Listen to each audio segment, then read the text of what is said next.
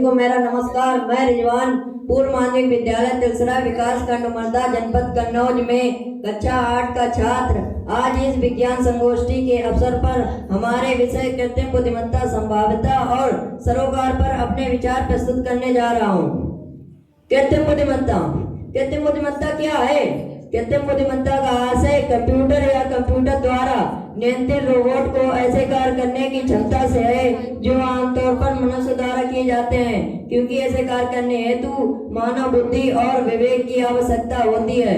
कृत्रिम बुद्धिमत्ता, जैसा कि शब्द से पता चलता है, बुद्धिमत्ता को कृत्रिम रूप से बनाए जाना ताकि मशीनों को बुद्धिमत्ता के प्रसंग में मनुष्यों की तरह कार्य करने के लिए बनाया जा सके।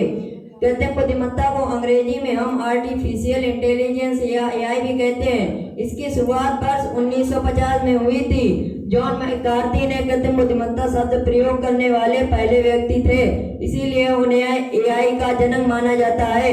सन 1950 में एलन ट्यूरिंग ने कंप्यूटिंग मशीनरी एवं इंटेलिजेंस प्रकाशित किया।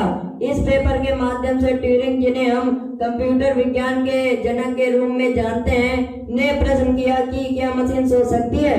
वैसे वह एक परीक्षण प्रदान करती है जिसे आज ट्यूरिंग टेस्ट के रूप में जानते हैं। सन 1956 में जॉन मैकार्थी ने कृत्रिम बुद्धिमत्ता शब्द गढ़ा।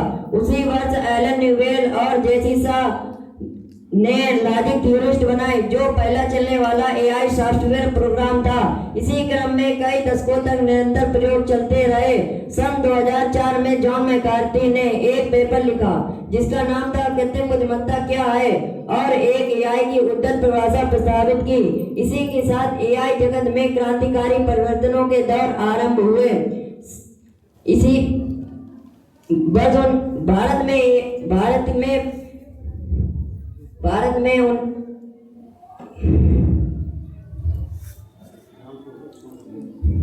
एआई में भारत की यात्रा 1960 के दशक में प्रोफेसर एच.एन. महावाला के कार्यों के माध्यम से शुरू हुई। तब से यह सरकारी पहल, शैक्षणिक अनुसंधान और निजी क्षेत्र के नवाचार द्वारा समर्थित एक तंत्र के रूप में विकसित हुई।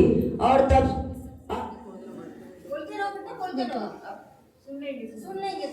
अब प्रश्न उठता है कि वास्तव में एआई काम कैसे करता है। यह सब एक विशिष्ट लक्ष्य को पूरा करने के लिए एआई को डिजाइन करने से शुरू होता है। वहां से इसे उपलब्ध डेटा पर प्रशिक्षित किया जाता है, क्योंकि यह सीखता है कि दिए गए लक्ष्य को सर्वोत्तम तरीके से कैसे प्राप्त किया जाता है।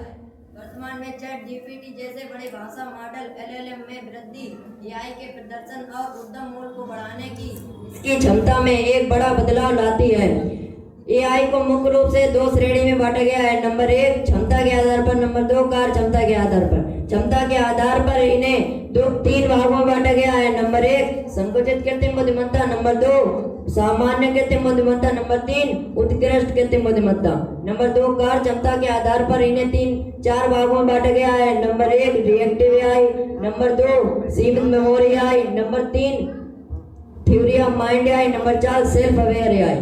एआई के अनुप्रयोग विशाल और विविध हैं, जिसमें स्वास्थ्य देखभाल और वित्त से लेकर परिवहन, मनोरंजन और बहुत कुछ शामिल है, जैसे स्वचालित गाड़ियां, एआई पावर्ड असिस्टेंट, रिकॉग्निशन, सिफारिश प्रणाली, रोबोटिक्स आदि।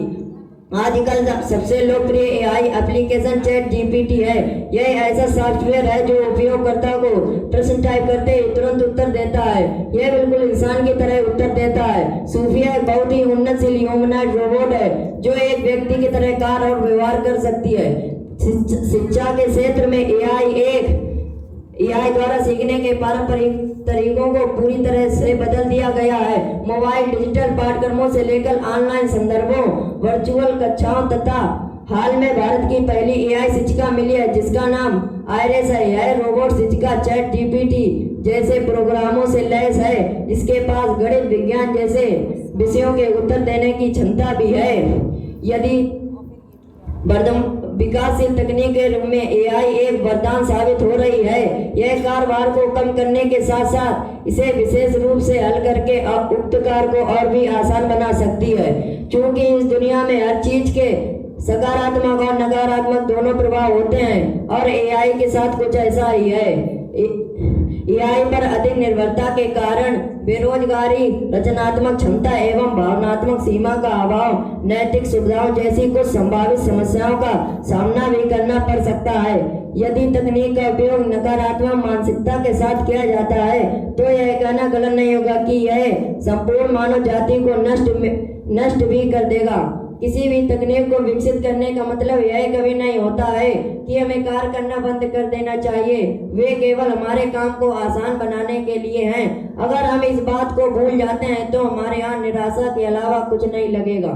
अंत में यह सारांश है कि AI वाली कई मशीनें आज की तारीख में उपलब्ध हैं जो हमारे काम को आसान बनाती हैं।